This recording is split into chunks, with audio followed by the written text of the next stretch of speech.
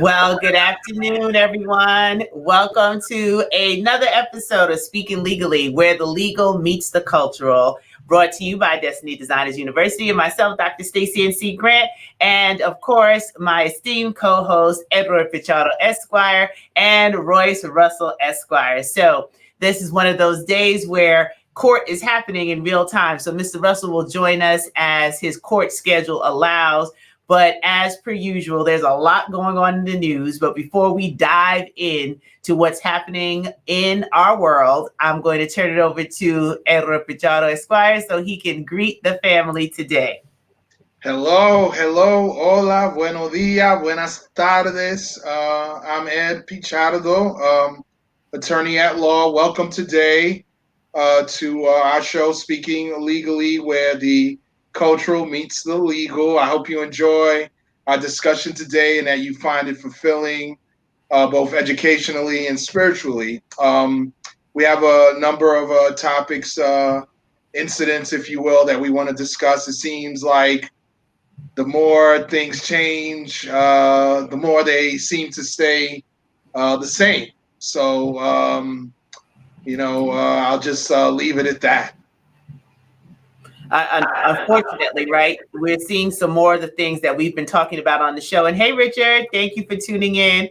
Appreciate you being here. So before we get into a couple of the stories that are in the news, we want to remind you, especially in the state of New York, early voting is happening. And across the country, early voting is happening. So we can see some of the record numbers that have come out to vote. This is a critical election. Remember, it's not just the up ballot, it's the down ballot. There's a lot at stake. We can see what has happened quietly. And we touched on this in the show before, how many justices have been appointed since a certain person has been occupying 1600 Pennsylvania. So we can't afford to sit this one out. We need to vote. We need to use the right that so many of our ancestors died for so that we could exercise the right to vote. Are things perfect? Absolutely not. Do we need change? Heck yeah. But it's not going to happen if we're not a part of the process. And the process as it stands right now is voting. So we need everybody to go to the polls and vote.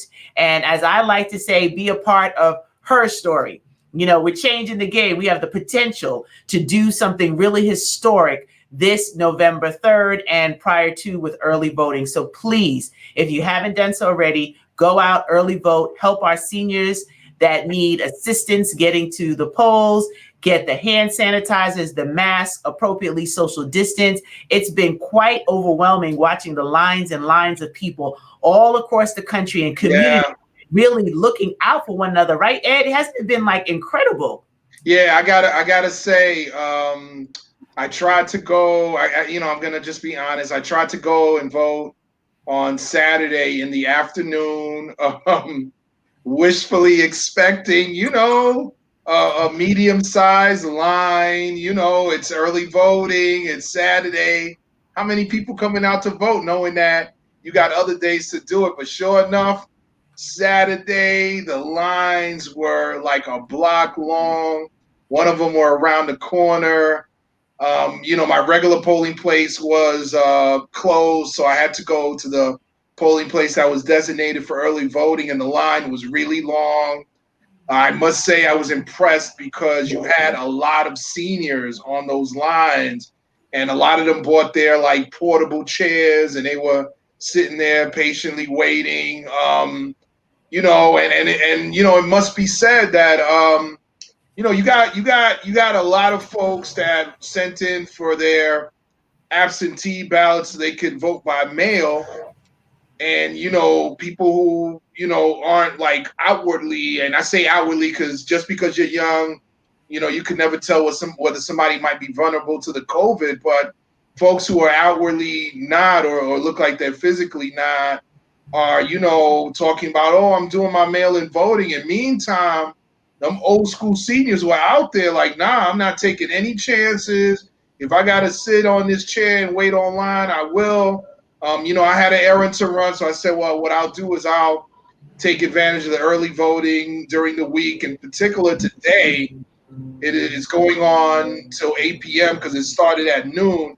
The only thing I must say though is that I really, really wish that the Board of Elections would have just opened up all of the regular polling places and allow people to vote early, because to a certain degree, some of those lines are kind of like, wow, it kind of defies that definition of early voting. People are trying to vote early to take advantage so that, they're not caught on a huge line on election day, but Mm-hmm. that's not really what's happening here. I do want to share a wonderful story. I have a friend of mine, a buddy of mine, every election day he'll call me, Ed, who do you think or recommend that I should vote for? And I'm not saying that I tell him who to vote. What I vote for, what I tell him normally is, listen, this is what I think. You may want to look into this. This is somebody you may want to consider, being that I know some of your politics. And then, I leave it up to him. And in particular, what I wanted to share was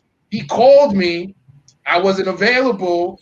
So the brother went ahead and did his own research on judicial candidates, which are normally, pretty obscure. People look at the names when it comes to the judges and they're like, I'm just going to check off whichever. But he went ahead and looked up the names on the internet, that wonderful internet, that we're on right now. And he looked the names up and he said, okay, I'm going to vote for these, and he did his research, which is what we're advocating on this show. Do your research, become involved civically so that you make educated choices that are in line with the needs of your community, your interests, your goals. So, what I'm planning to do actually is after this show, I want to run over there and just, if the line is long, I guess I'll just grind it out. But I do want to try to get that in and, and keep that promise to myself that I was going to, if not Saturday, then during the week if possible. So yeah, I'm really surprised, and and especially here in New York, because I heard a lot of people say, "Oh, my vote might not make a difference here in New York, but you know what? I'm going to go out anyway." And it became a particular source of pride for a lot of people because they were like, "Man, I voted on the first day to try to, get this guy out of here," and it was like, "Okay, cool, good for you," So definitely. Absolutely. That's a great story that you've encouraged someone to do their own research, right? To know when they get to the polls. And a lot of times they're just focused on the major election. When it's a presidential election like this, they don't understand who's representing them in Congress, who's representing them in the state assembly, who's representing them in the local municipalities, depending on where you are in the country. So at the very least, we want to increase everyone's, as you said, civic engagement here on Speaking Legally, where the legal meets the cultural, so that we can understand our part to play. So thank you, Valerie. Valerie Gaffney Thomas said she and her husband went out 1 hour and 7 seconds. I'm not mad that you had the 7 seconds there, Valerie. Thank you for letting us know that. And I'm glad you went out with your husband, Richard. Hey, my brother. And Isabel says, hello, my dear brother. So we appreciate all of you that are tuning in, that catch the replay, and that also send this out. And once again, we're giving our regards on behalf of Mr. Russell, as he is actively in court right now. This show is with 2 working, practicing attorneys. So there'll be times when the show airs and they're both either simultaneously or individually in court. So he will pop in as soon as he is able to do so. But we wanted to make sure that we started the show with the reminder of voting, because when we gather again, by the grace of God, there will be some sort of understanding of what the results look like the day after Election Day. So we really hope that everyone understands the importance of voting. And something you said, Ed, before we transition into the next story, the seniors, they brought their chairs, they had their water, they had their masks, they were prepared because they understand the sacrifice. They lived through what this country looked like when we could not freely exercise our right to vote. So how dare we talk about minor inconveniences of standing online? Exactly. We didn't have water hoses. We didn't have dogs trying to attack us going to cast our vote. So it is our duty to make sure we exercise our right to vote. So thank you for allowing us to share our public service announcement here from Speaking Legally with you. But now, unfortunately, we're back in the news with another heart-rending story. I told Ed before the show, like, I don't even understand how we're here again. How are we having a conversation about yet another police killing in 2020? It just does not make sense. And I'm just going to play the clip. This is graphic. So we want to warn you, if you haven't seen this story before and you don't know what it is, prepare yourself for this unfortunate reality.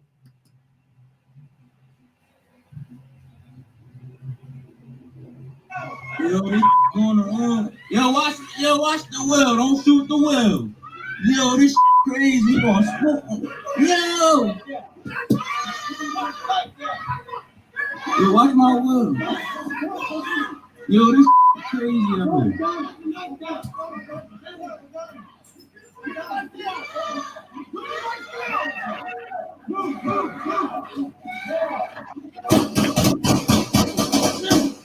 Oh,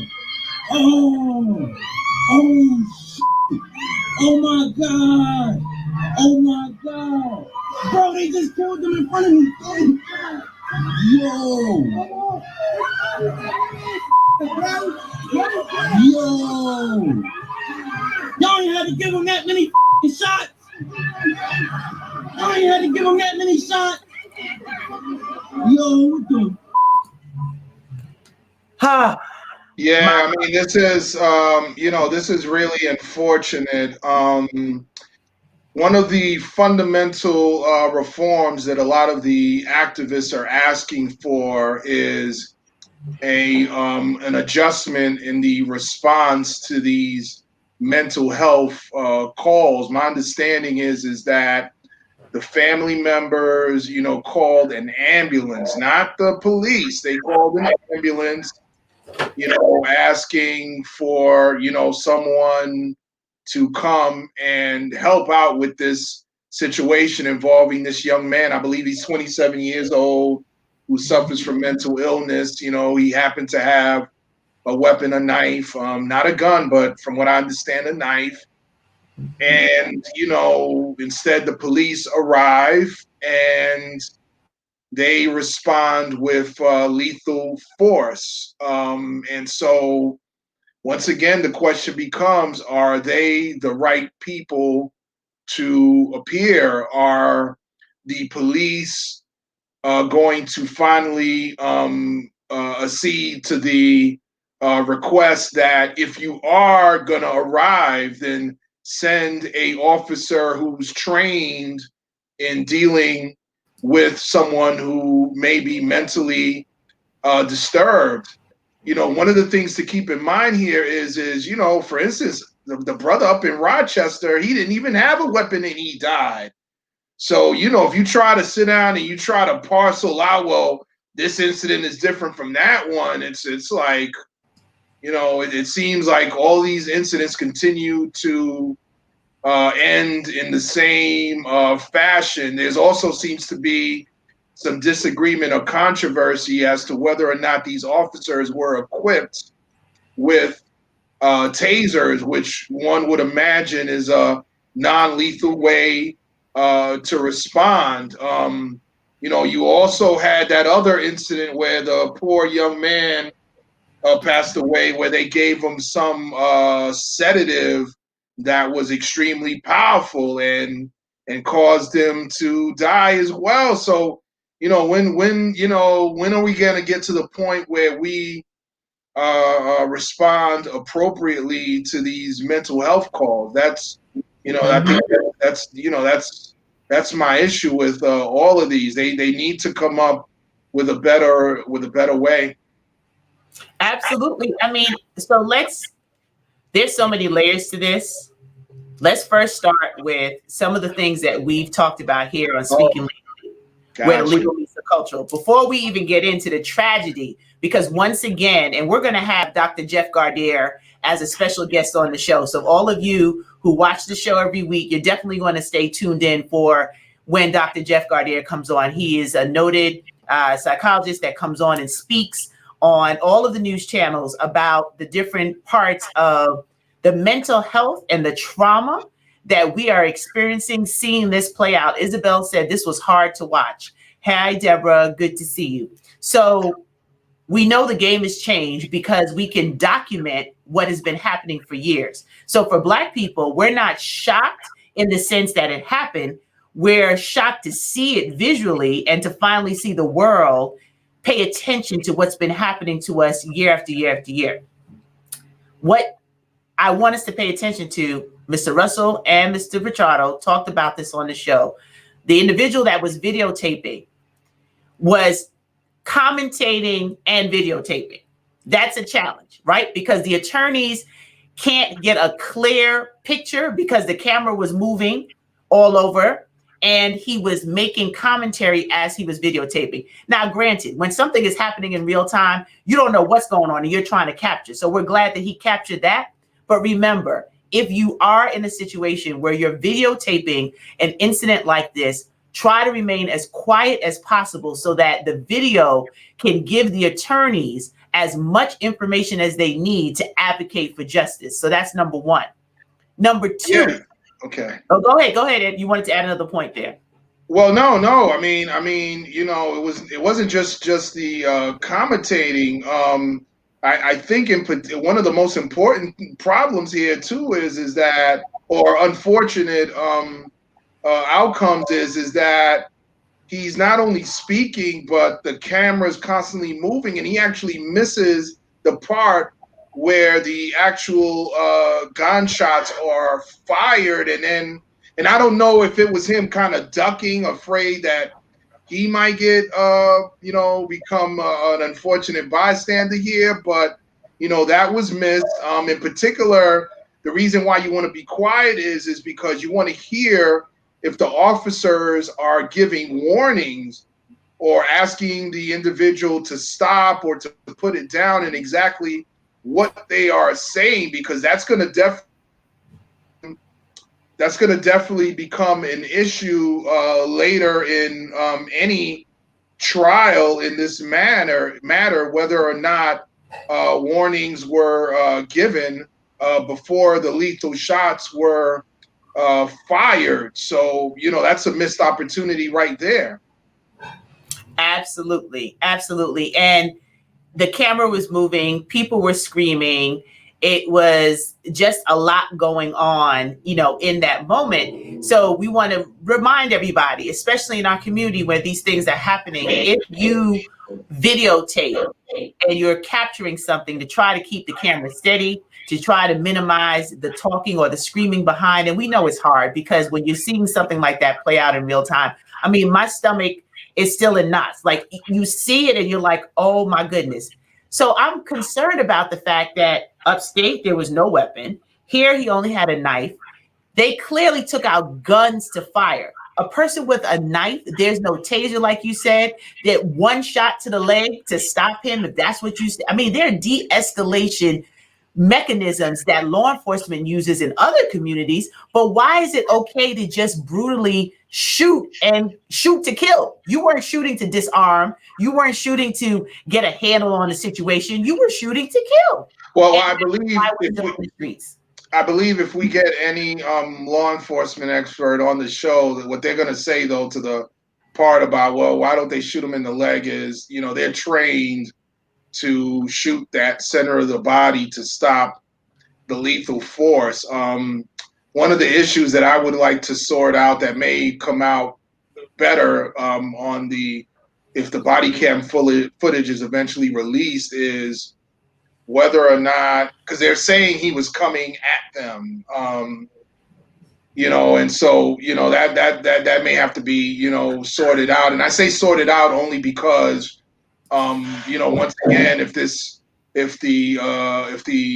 DA's office decides to charge these officers, or if they decide not to, and their use of lethal force is considered legal, then that's one of the questions, whether or not they were stopping an imminent threat of harm. And when you're doing that, my understanding is that they're allowed to shoot to stop in the center. They aren't like trained to, well, let's shoot you in the leg like the movies to make you fall so that, we do it that way. And that's unfortunate, I mean, the bottom line is from the very beginning, they need to find a different way to respond to these mental health calls. That's the thing. Because if you're not trained to deal with it, you're not trained to de-escalate. You're not trained to, Absolutely. prevent, these unfortunate outcomes. And like you mentioned earlier, from, kind of back and forth from what we were talking about, with these mental health calls, even when the person isn't armed, it seems like you are constantly having these lethal outcomes. So, yeah. Absolutely. Um, Absolutely. yeah, And I mean, one of the issues though that I think is also, because you mentioned many layers. This has resulted in some reportedly violent protests in the city of Philadelphia. The reason why I mention that, of course, is, and I don't know if you're ready, if we're done with this story, you want to transition to the next, Dr. Grant, is here in the NYPD, but hold on. I'm sorry. Before you go to the next story that we're going to go to, Richard made a point which I agree with, that they need to change how they're trained in firing their weapons, because clearly it's a problem. We already know about the need for social work intervention with some of these calls, and they call for an ambulance, not the police. So I just want to say, before we move on, because this builds on, unfortunately, the next story that we're going to talk about, is that this is another family. Walter Wallace Jr. is attached to a family who is grieving now, a family who is grieving publicly, and a community who is hurting again. And now the protests that are erupting, the anger that the community is feeling, it's a ripple, because the next story we're going to touch on actually speaks to what happens when people are fed up, they're protesting, and now there's some additional unfortunate situations that are occurring when people are out protesting the injustice. So I'm going to let you cue that up, and then we're going to bring that story forward, because it's just unfortunately too much happening in the news. But our hearts and our prayers go out to the Wallace family, all those who knew him, and the community, because in the midst of this injustice, we're grieving, and their families are grieving. And this is another life that did not have to be taken this way. But you were about to tell us about what's happening right here in New York. For those of you who are local, we're moving from Philly to a New York story of what's happening with the mayor, or the city, I should say, getting sued. Yes. Back in around, June, you had a number of protests regarding, the George Floyd, murder by police officers in Minneapolis. And there were, yes, you saw it on video in many cases, some protesters chose a violent route. But you had the majority of others, and I say the majority because, it's the truth. The bottom line is that the majority of those who came out to protest were protesting peacefully. They were exercising their constitutional right of free speech and assembly. And instead of, that being tolerated, because I know that the city and the police rather you not protest, instead of that being, tolerated and allowed, because, people are allowed to exercise their constitutional right. Instead, many of these protesters experienced violence at the hands of the NYPD, while in many cases by rank and file.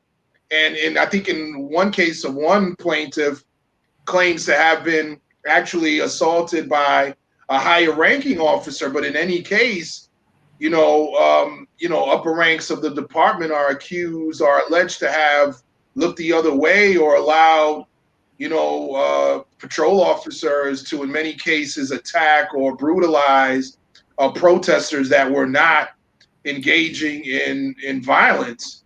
And so an NYPD suit was filed, I believe, on Monday, a 48-page criminal complaint in federal court. There are 11 plaintiffs to that federal lawsuit. It contains 6 causes of action. The first being excessive force in violation of the Fourth Amendment. And I don't know if you guys remember on a previous show, I talked about you not only have the federal Constitution and the Bill of Rights, but you also have the New York State Constitution that mirrors the federal Constitution. And so, if you review the lawsuit, it also, the second allegation is excessive force once again, but under Article 1, Section 12 of the New York State Constitution. And you got it also, third cause of action, violation of free speech, expression, and the freedom of assembly. The fourth mirrors, but in the New York State Constitution, and that's the First Amendment, by the way, on the federal level.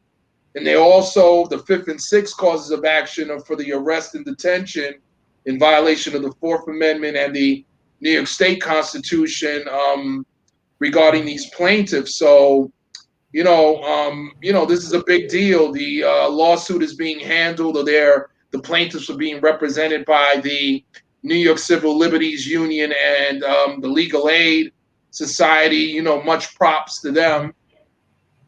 I also like to mention that previously, this isn't the only lawsuit. There were lawsuits filed in June on the state level, and back in June, I believe there were like 18 notices of claim filed by protesters against the city for violation of their civil rights. And if you recall, my partner, Royce Russell, has mentioned quite often that you have to file a notice of claim against the city, and that's usually a 90-day deadline that you file, evincing or notifying the city of your intent to ultimately sue. So that's like a statutory precursor to filing that lawsuit. So, we always tell, potential clients, that's the first thing we look at.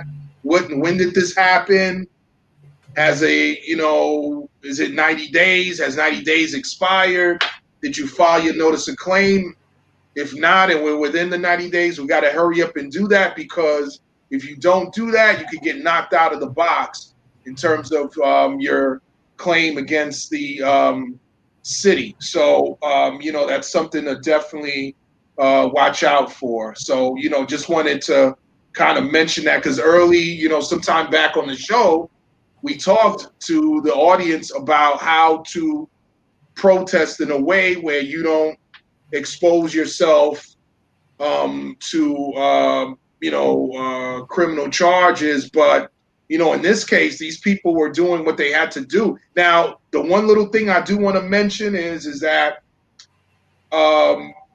some of these protesters, if not all, were protesting after that curfew time that was established by the city and state. But that's no excuse for being brutalized at the end of the day.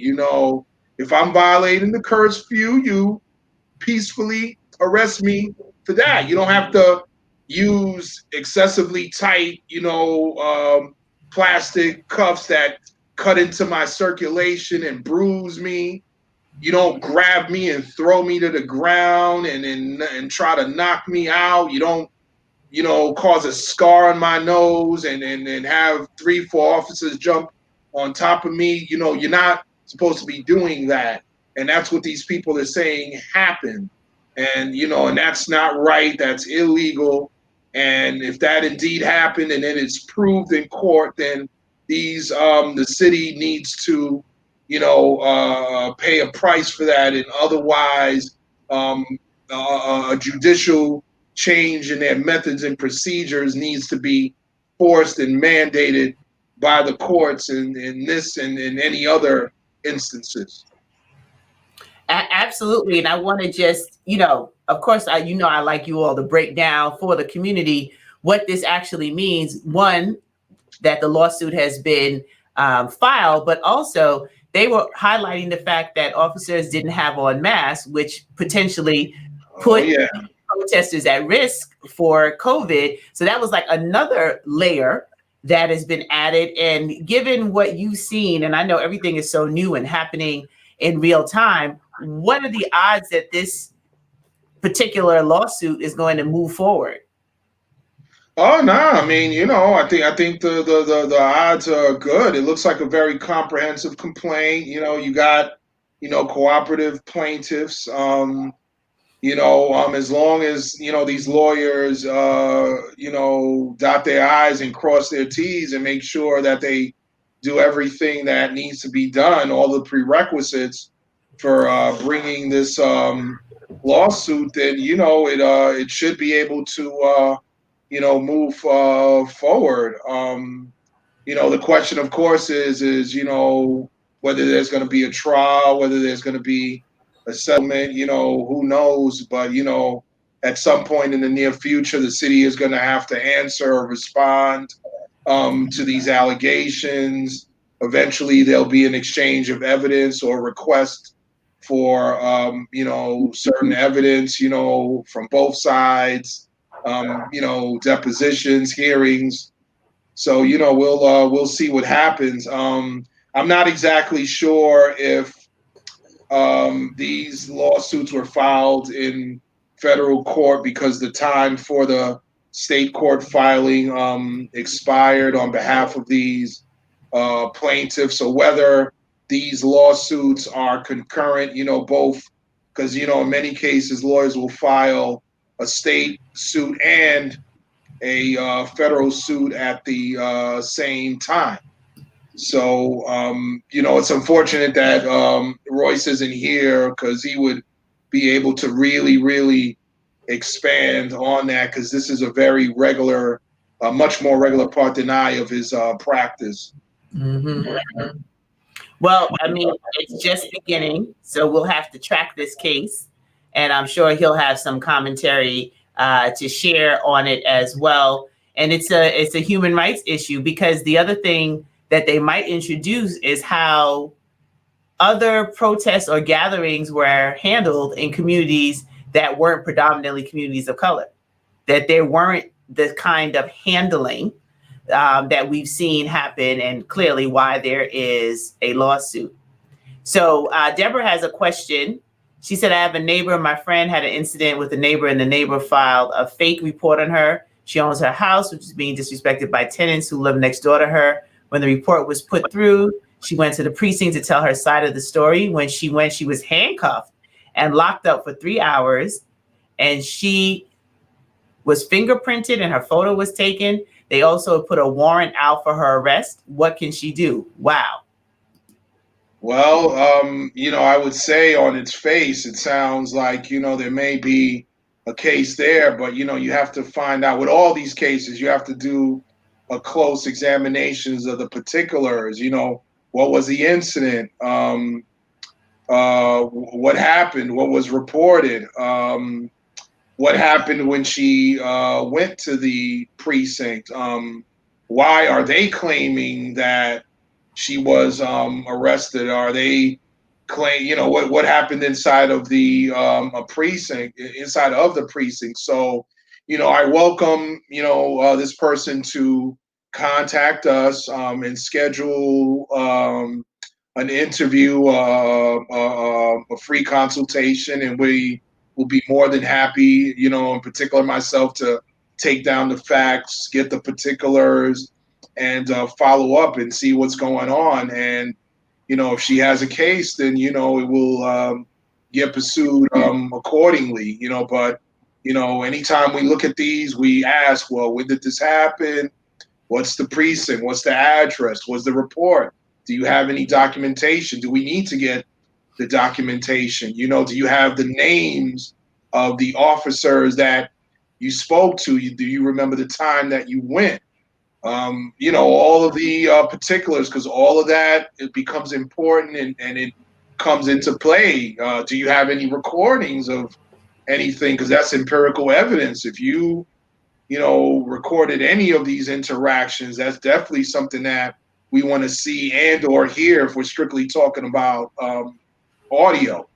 And once again, going back to that notice of claim issue and your time to file, we want to know when did this happen, and whether and what are your available remedies. So no, definitely, send the person, give them our contact information and coming up on the screen. And and listen, sister, yeah, she says she was cleaning her steps and she's been complaining. And I listen. I used to own a home up in the Bronx, and I used to have a similar problem with some of the people in the neighborhood doing that exact same thing in terms of the smoking or the use of drugs in front of my property. And when you report it to the local precinct, they act as if you're, bothering or annoying them in terms of calling them. So it's unfortunate, but once again, we gotta find out the particulars before we're able to say yay or nay. You got a case, or this is what we can do. So certainly, she has her reports that she's filed, and she has a report on the particular incident in question that triggered the arrest. Then we need all of that data to be able to do a fair assessment, evaluation of the case, no doubt.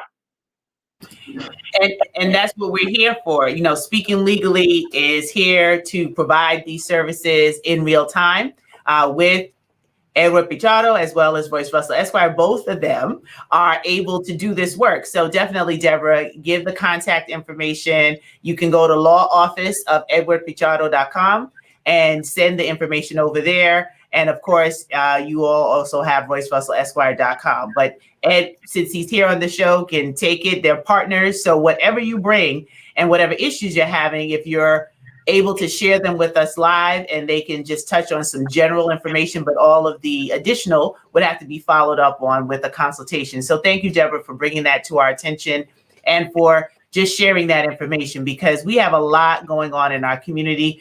We're not lacking for a story, unfortunately. It's too much that we're experiencing in real time. It's just like unbelievable. I'm like, is this Groundhog Day? Are we just repeating the same thing over and over again? What is happening in our world? So we have to be, our brother and our sister's keeper, do the things that we can do to make a difference and to get the right information in the hands of those who can advocate for us, who can seek justice on our behalf, and who keep pushing, our feet to the pedal, right? To make sure that we're not getting complacent and that we're not getting fatigued with the issues, because that's another thing that's happening. People are Zoom fatigued and they're like, oh, I'm tired of virtual this and that. The same thing is happening with the stories that are going on. They're fatigued with hearing about this. That's why we're going to have Dr. Jeff Gardere come and talk about, the psychological impacts and the trauma that we're experiencing, as a people. So more to discuss on this lawsuit here in New York. And I know last week we had touched a little bit on the George Floyd case that's still live and going on, and the fact that, one of the counts were thrown out. Ed, you want to jump into that one a little bit? I'll see if I can pull that one up, because that was interesting to watch what they decided to do, which was third-degree murder in the George Floyd case. Yeah, third murder in the third degree. Judge Peter Cahill received, I believe, a motion to dismiss from the defense, in particular Derek Chauvin, and he upheld the second-degree charges of unintentional murder and manslaughter, but dismissed the third-degree murder charge. Now, on its face, that may sound bad. Oh, one of the charges got dropped, but the reality of it is that from all reports, there would have been a hill to climb there in terms of the evidence supporting it. sometime back, we discussed the particular statutes, the elements when this first happened. I don't know if some of our long-term listening audience remember that. This involved Minnesota statute section 609.195, murder in the third degree. There's a section A which says whoever without intent to effect the death of any person causes the death of another by perpetrating an act imminently dangerous to others and evincing a depraved mind without regard for human life is guilty of murder in the third degree and may be sentenced to imprisonment for not more than 25 years. The reason that the judge dismissed this count is because it contains that part, an act imminently dangerous to others. And in this case, there just wasn't evidence that the actions were imminently dangerous to anyone else but George Floyd. You know, it wasn't like an incident where there was like some crazy, random shooting going on into a crowd, which is what this statute normally seeks to address in its elements and wording. Normally if you have someone saying you have these incidents, you have a lot of these incidents where someone starts firing guns into a crowd, no specific target, or someone is driving down the wrong side of the road, or like some of these incidents where you got these white supremacists who drive their car into a crowd trying to hurt protesters. That's kind of the charge that you will, levy against someone like that because there's no specific target.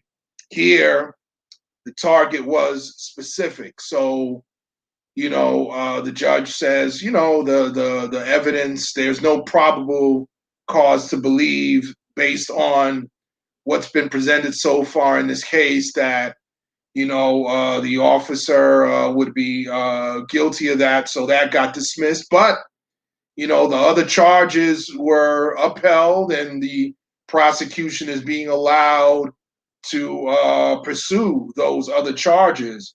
So, that's the facts there. So, I welcome, our audience, to, look into some of this information and examine it for themselves. But, certainly from a legal perspective, I agree with the judge's decision in this case. I'm not sure if, my partner Royce Russell would, but I got a feeling he would. I'm pretty confident he would. So, that's the story there.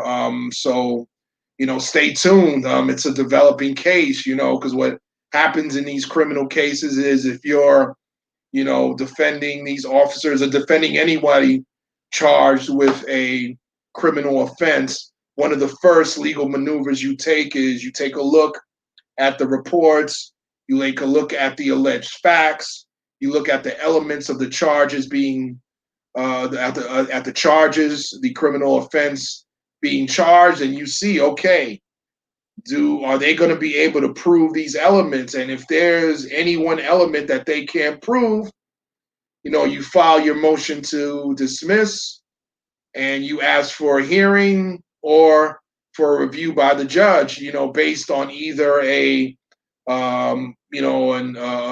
evidentiary hearing where the lawyers make oral arguments. Normally, you also have to file briefs.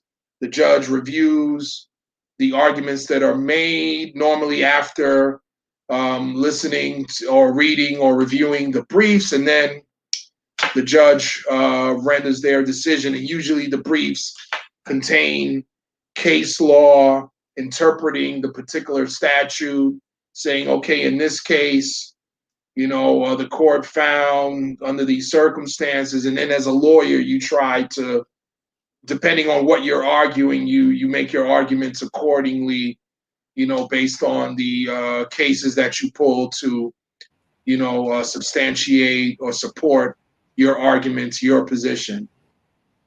The prosecution, of course, is going to argue, no, according to the case law, we can move forward on these charges. The defense is going to say no, according to this case law and the facts, they can't.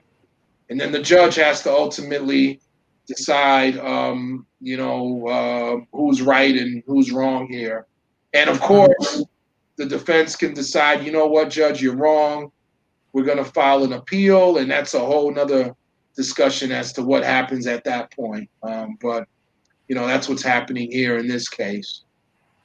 It's definitely something to watch, and from the legal aspect, because you and Mr. Russell have been educating our audience and letting them know how to look a little bit more critically at what we're consuming in the media to understand the legal aspect of what's going on. You just broke down the reason why that would have to be dismissed. And it looks like the judge is trying to be very meticulous because of the eyes on this case, making sure that they just don't try to sweep another case under the rug, so to speak, but speak to what the law is on the book. So this is all very interesting. And as you said, this is just the beginning, right? We're not in a space and place where this is over. We are going to watch this unfold for a while. And as we're talking about justices, so Ed, how about this new confirmation? Oh my gosh. I mean, I don't think the result was unexpected. The Senate has the Republican Party has the majority. They used their majority to confirm this appointment. So now we have a new justice. The so-called conservatives now have a 6-4 majority. And I think pretty quickly we're going to have some cases that are going to be heard that, involve, women's right to choose whether or not to terminate a pregnancy. You got the Affordable Care Act that's going to be considered, and whether it's going to be continued as law and available to millions of Americans who otherwise wouldn't have health insurance but for the Affordable Care Act. And you have a host of other cases that are going to impact communities, and so we're going to wait to see what happens. I believe the conservatives have been trying to attack presidential candidate Biden and vice presidential candidate Harris on whether they're going to stuff the court.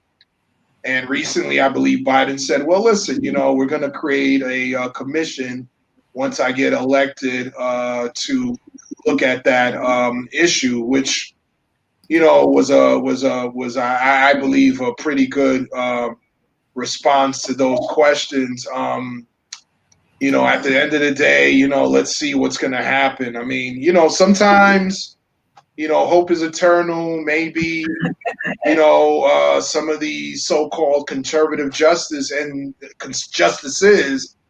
end up surprising us. It's not unheard of. Sometimes, you think a judge is conservative, and next thing you know, they're not siding with the conservatives, and the conservatives get mad and say, "What happened? You're supposed to be one of us," And so, who knows? Because Chief Justice Roberts, when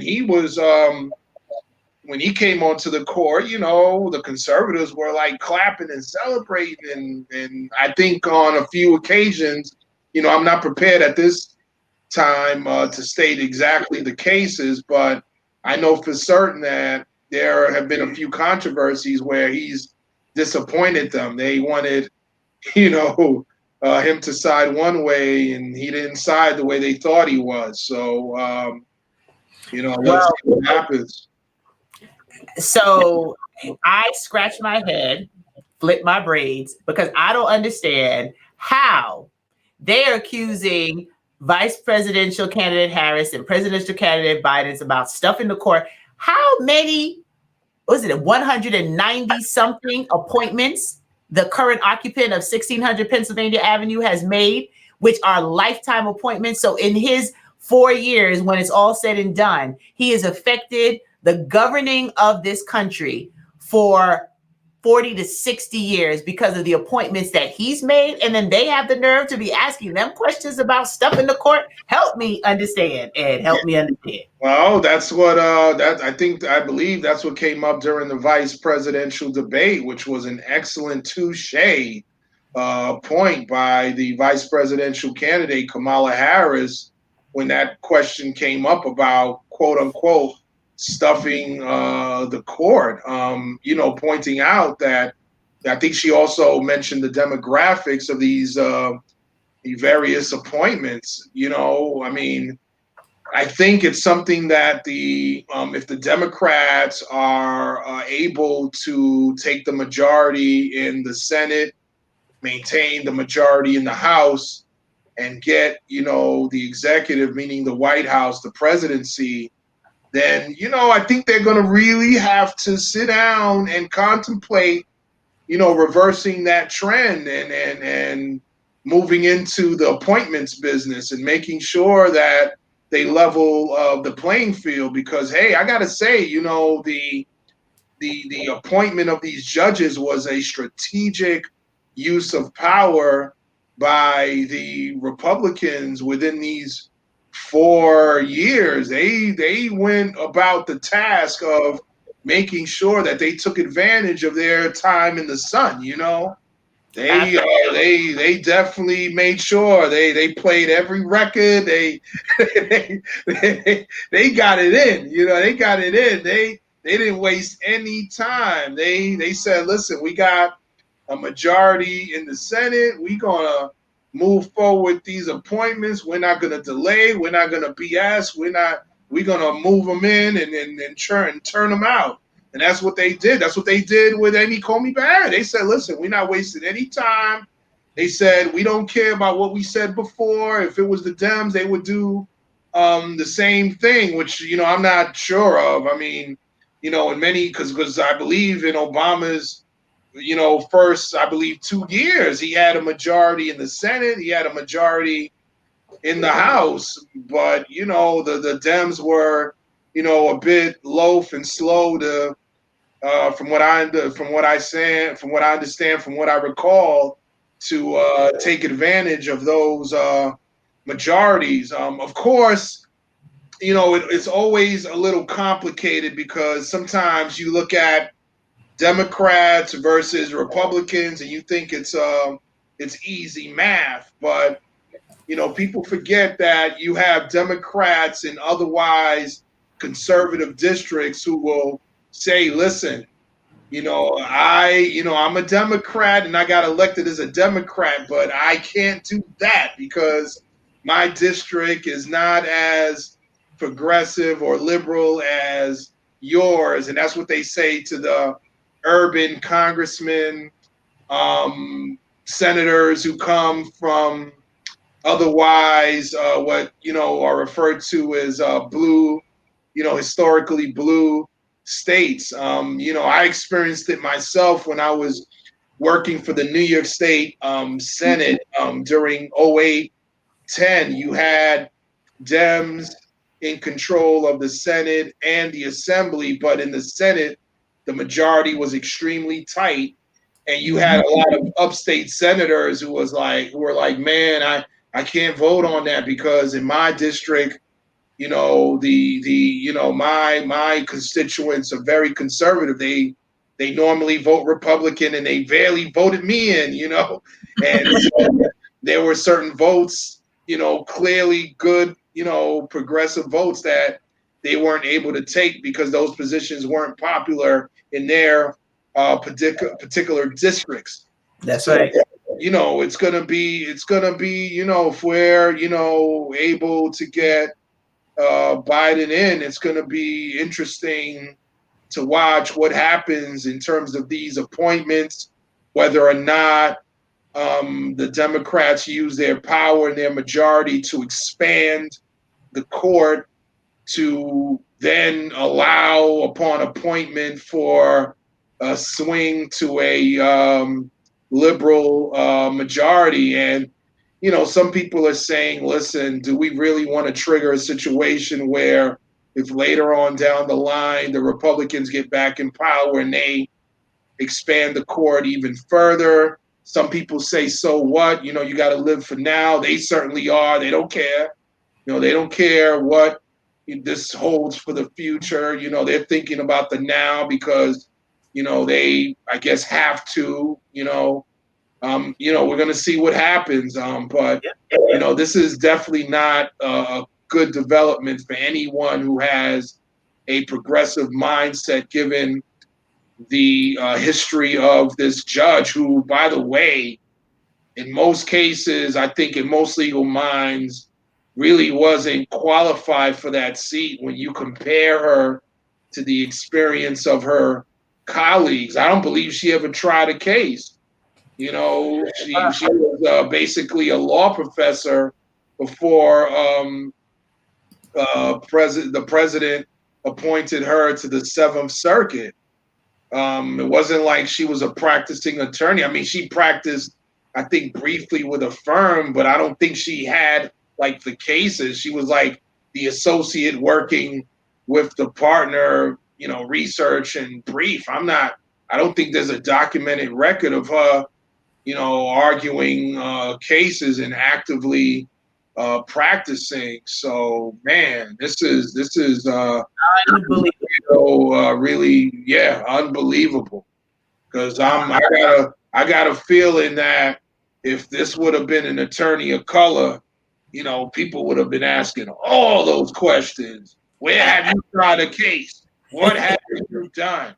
What have you done to even deserve being considered for the high court of the land? So I hope, folks start checking themselves, now more than ever when they start, asking, you or I, well, are you qualified? Which I think came up, whenever people were talking about Kamala Harris. It came up when people were talking about, President Obama. Are you qualified? What have you done? It's like, no matter what, you get these questions, even from your own folks. It's like, it's amazing. It's the reality that we're living in, and this is going to be interesting. They asked her to recuse herself. There's so much that we will have to continue to talk about here on Speaking Legally, but we appreciate that you've joined us. Hey, Shawnee, Isabel, Deborah, Richard. We appreciate all of you being here and participating in the show, those who catch the replays. And once again, this is our opportunity to break down where the legal meets the cultural, so you understand and you can be armed with facts and intelligent dialogue around the things that are happening, because we have to remain with our head, as the kids say, on swivel. So much is happening, and you have to be aware of how to navigate these waters and protect yourself and protect your loved ones. So remember to vote early, go to the polls. Let's make her story, as I love to say now, because this is an opportunity for us to change history, but not just the up ballot, the down ballot. Everyone in your local areas, municipalities, towns, cities, make sure you're aware of who's representing you and who is actually out here advocating for a better life for all of us, not just one portion of the community. So thank you so much for being here once again. On behalf of Mr. Russell, we say thank you for tuning in, and send some light and love to him. He's on a heavy case this week. And El Repichado, you held it down, my brother. Thank you so much. And we'll be back again with the recap of Election Tuesday and more next week on Speaking Legally. This is Dr. Stacy signing off. All right.